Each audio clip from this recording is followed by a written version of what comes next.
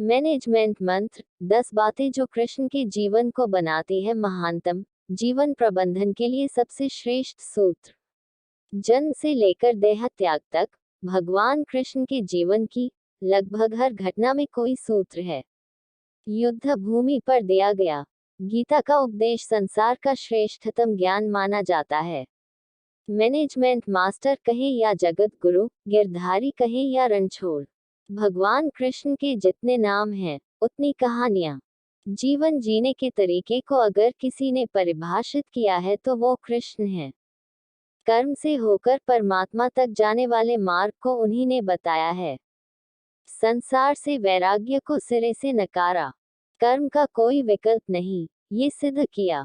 कृष्ण कहते हैं, मैं हर हाल में आता हूँ, जब पाप और अत्याचार का अंधकार होता है तब भी, जब प्रेम और भक्ति का उजाला होता है तब भी। दोनों ही परिस्थिति में मेरा आना निश्चित है।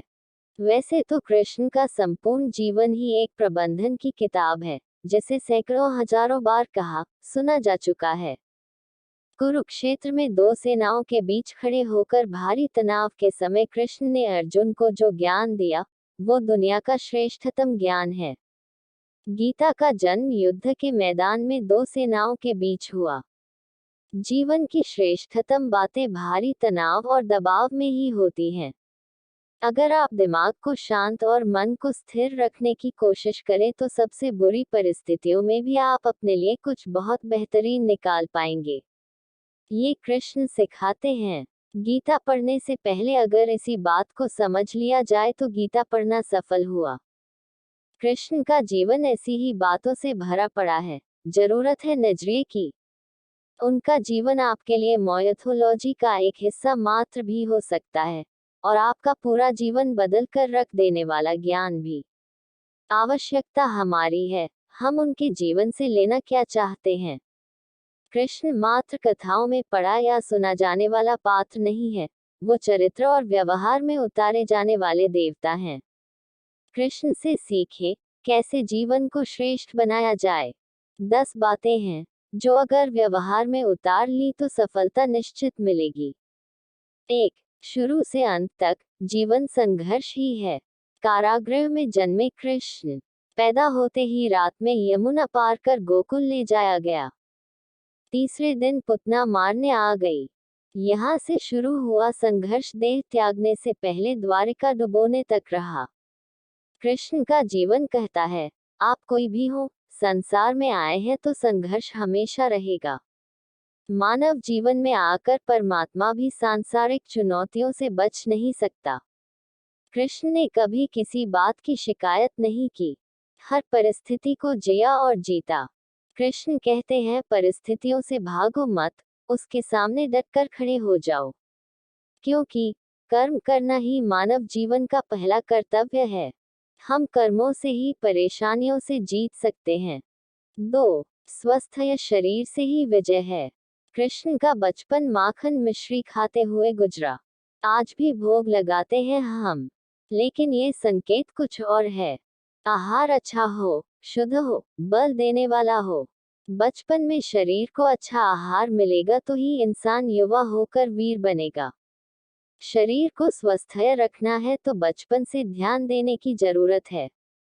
ये पेरेंटिंग के दौर से गुजर रहे युवाओं के लिए बड़ा मैसेज है। अपने बच्चों को ऐसा खाना दें जो उनको बल दे। सिर्फ स्वाद के लिए ही ना खिलाएं, तभी वे बड़े होकर स्वयं को और समाज को सही दिशा में ले जा पाएंगे। पढ़ाई किताबी ना हो, रचनात्मक हो। कृष्ण ने अपनी शिक्षा मध्य प्रदेश के उज्जैन में सांदीपनी ऋषि के आश्रम में रहकर पूरी की थी। कहा जाता है 64 दिन में उन्होंने 64 कलाओं का ज्ञान हासिल कर लिया था। वैदिक ज्ञान के अलावा उन्होंने कलाएं सीखी। शिक्षा ऐसी ही होनी चाहिए जो हमारे व्यक्तित्व का रचनात्मक विकास करे। संगीत, नृत्य, युद्ध सहित 64 कलाओं कृष्ण के व्यक्तित्व का हिस्सा हैं। बच्चों में कोरा ज्ञान न भरें, उनकी रचनात्मकता को नए आयाम मिले, ऐसी शिक्षा व्यवस्था हो। 4. रिश्तों से ही जीवन है, बिना रिश्तों के कुछ नहीं। कृष्ण ने जीवन भर कभी उन लोगों का साथ नहीं छोड़ा जिनको मन से अपना माना। अर्जुन से वे युवावस्था में मिले, ऐसा महाभारत कहती है, लेकिन अर्जुन से उनका रिश्ता हमेशा मन का रहा। सुदामा हो या उद्धव, कृष्ण ने जिसे अपना मान लिया, उसका साथ जीवन भर दिया। रिश्तों के लिए कृष्ण ने कई लड़ाइयां लड़ी और रिश्तों से ही कई लड़ाइयां जीती। उनका सीधा संदेश है, सांसारिक इंसान की सबसे बड़ी धरोहर रिश्ते ही हैं। अगर किसी के पास रिश्तों का थाती नहीं है, तो वो इंसान संसार के लिए गैर जरूरी है। इसलिए अपने रिश्तों को दिल से जिए, दिमाग से नहीं। 5. नारी का सम्मान समाज के लिए जरूरी। राक्षस नरकासुर का आतंक था। करीब 16,100 महिलाओं को उसने अपने महल में कैद किया था। महिलाओं से बलात्कार में उसे सुख मिलता था। कृष्ण ने उसे मारा, सभी महिलाओं को मुक्त कराया, लेकिन सामाजिक कुरीतियां तब भी थीं। उन महिलाओं को अपनाने वाला कोई नहीं था। खुद उनके घर वालों ने उन्हें दूषित मानकर त्याग दिया। ऐसे में कृष्ण आगे आए, सभी 16,100 महिलाओं को अपनी पत्नी का दर्जा दिया, समाज में उन्हें सम्मान के साथ रहने के लिए स्थान दिलाया। कृष्ण ने हमेशा नारी को शक्ति बताया, उसके सम्मान के लिए तत्पर रहे। पूरी महाभारत नारी के सम्मान के लिए ही लड़ी गई। आप कृष्ण भक्त हैं तो अपने आसपास की महिलाओं का पूरा सम्मान करें। कृष्ण की कृपा पाने का ये सरलतम मार्ग है। 6. आपके मतभेद अगली पीढ़ी के लिए बाधा ना बने।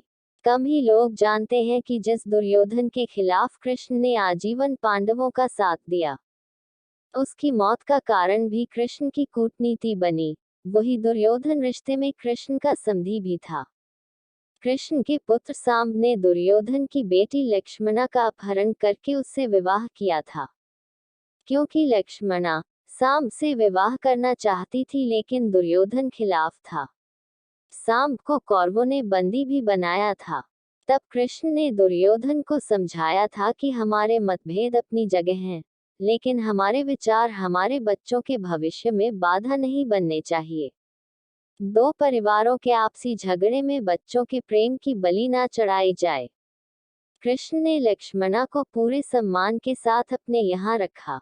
दुर्योधन से उनका मतभेद हमेशा रहा, लेकिन उन्होंने उसका प्रभाव कभी लक्ष्मणा और सांब की गृहस्थी पर नहीं पड़ने दिया। 7. शांति का मार्ग ही विकास का रास्ता है। कृष्ण ने महाभारत युद्ध के पहले शांति से समझौता करने के लिए पांडवों और कौरवों के बीच मध्यस्थता की। हालांकि दोनों ही पक्ष युद्ध लड़ने के लिए आतुर थे, लेकिन कृष्ण ने हमेशा चाहा कि कैसे भी युद्ध टल जाए। झगड़ों से कभी समस्याओं का समाधान नहीं होता है। शांति के मार्ग पर चलकर ही हम समाज का रचनात्मक विकास कर सकते हैं। कृष्ण ने समाज की शांति से मन की शांति तक दुनिया को ये समझाया कि कोई भी परेशानी तब तक मिट नहीं सकती जब तक वहां शांति ना हो, फिर चाहे वो समाज हो या हमारा खुद का मन। शांति से ही सुख मिल सकता है, साधनों से नहीं। 8. हमेशा दूरगामी परिणाम सोचें। महाभारत में जुए की घटना के बाद पांडवों को वनवास हो गया। कृष्ण ने अर्जुन को समझाया कि ये समय भविष्य के लिए तैयारी करने का है। महादेव शिव, देवराज इंद्र और दुर्गा की तपस्या करने को कहा। कृष्ण जानते थे कि दुर्योधन को कितना भी समझाया जाए, वो पांडवों को कभी उनका राज्य नहीं लौटाएगा। तब शक्ति और सामर्थ्य की जरूरत होगी। कर्ण के कुंडल कवच पांडवों की जीत में आड़े आएंगे, ये भी वे जानते थे। उन्होंने हर चीज पर बहुत दूरगामी सोच रखी। कोई भी फैसला तात्कालिक आवेश में नहीं लिया। हर चीज के लिए आने वाली पीढ़ियों तक का सोचा। यही सोच समाज का निर्माण करती है। 9. हर परिस्थिति में मन शांत और दिमाग स्थिर रहे। पांडवों के राजसूय यज्ञ में शिशुपाल कृष्ण को अपशब्द कहता रहा। छोटा भाई था, लेकिन मर्यादाएं तोड़ दी। पूरी सभा चकित थी। कुछ क्रोधित भी थे, लेकिन कृष्ण शांत थे, मुस्कुरा रहे थे। शांति दूत बनकर गए तो दुर्योधन ने अपमान किया। कृष्ण शांत रहे। अगर हमारा दिमाग स्थिर है, मन शांत है, तभी हम कोई सही निर्णय ले पाएंगे। आवेश में हमेशा हादसे होते हैं, ये कृष्ण सिखाते हैं। विपरीत परिस्थितियों में भी कभी विचलित नहीं होने का गुण कृष्ण से बेहतर कोई नहीं जानता। 10. लीडर बने, श्रेय लेने की होड़ से बचें। कृष्ण ने दुनिया भर के राजाओं को जीता था। जहां ऐसे राजाओं का राज था जो भ्रष्ट थे, जैसे जरासंध, लेकिन कभी किसी राजा का सिंहासन नहीं छीना। कृष्ण के पूरे जीवन में कभी ऐसा नहीं हुआ कि उन्होंने किसी राजा को मारकर उसका शासन खुद लिया हो। जरासंध को मारकर उसके बेटे को राजा बनाया, जो चरित्र का अच्छा था। सभी जगह ऐसे लोगों को बैठाया जो धर्म को जानते थे। कभी किंग नहीं बने, हमेशा किंगमेकर की भूमिका में रहे। महाभारत युद्ध में भी खुद हथियार नहीं उठाया, पूरा युद्ध कूटनीति से लड़ा। पांडवों को सलाह देते रहे, लेकिन जीतने का श्रेय भीम और अर्जुन को दिया। यह सुविचार हमारे शरीर में एक सकारात्मक ऊर्जा का प्रवाह करते हैं। आपको यह सुविचार कैसे लगे, हमें कमेंट बॉक्स में जरूर बताएं। अगर आप हमारे चैनल पर पहली बार आए हैं तो चैनल को सब्सक्राइब जरूर कर ले, ताकि आने वाली वीडियो का नोटिफिकेशन आपको सबसे पहले मिले। धन्यवाद।